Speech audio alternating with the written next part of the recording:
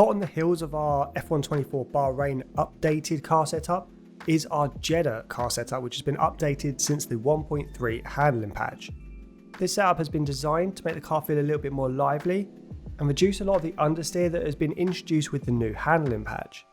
This is a race orientated car setup and it's not designed for maximum performance for time trial. But jumping right in, I've gone with an aero setup of 25 and 13. This is a much larger wing gap than our original pre-patch car setup and is designed to reduce understeer and make the car respond a lot better. If you're finding the rear of the car a little bit too loose, you can increase the rear wing up to say 15, although this shouldn't really be an issue. I've then set the on-throttle diff at 75% and 55% on the off-throttle diff. Both of these settings have been increased since the updated handling. Something else that has been increased is the engine braking, which I have bumped right up to 70%. This is a pretty huge increase over our old car setup, and there's even an argument for setting this closer to 100%.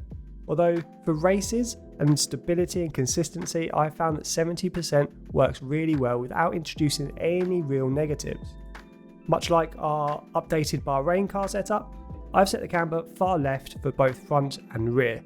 This works well with the large aero gap to make your car really turn into corners, something that was heavily nerfed with the updated handling.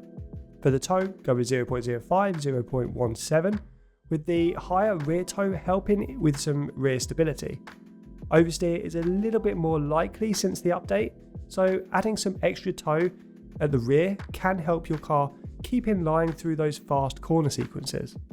I've once again chosen a stiff front suspension and softer rear. I opted for 38 at the front this time and just 5 at the rear, and this makes for a really responsive car, which is crucial through those fast chicanes around Jeddah. For the anti-roll bars, I've gone with 16 and 11, which is much higher than our old setup.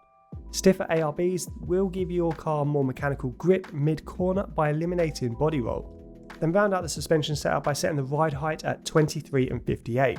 The main adjustment here was to increase the rear ride height to create a bit more rake in the car, and this helps with pretty much everything, including limiting any bottoming out if you ride up and over one of the large curbs through the first sector, and reducing any kind of snap oversteer that you may have. For the brake setup, I've kept the brake bias at 54%, which is ideal for Jeddah for both time trial and races. I've then boosted the brake pressure up to 100% after the update, with the tyre pressures going at 28.5 and 27.5 psi on the fronts and 26.5 on both rears.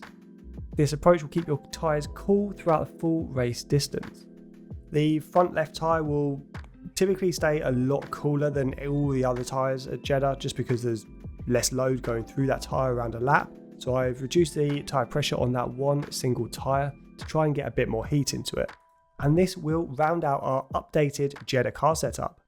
With both Bahrain and Jeddah kind of in the bag now, I'm going to quickly move on to Albert Park and our Australian car setup.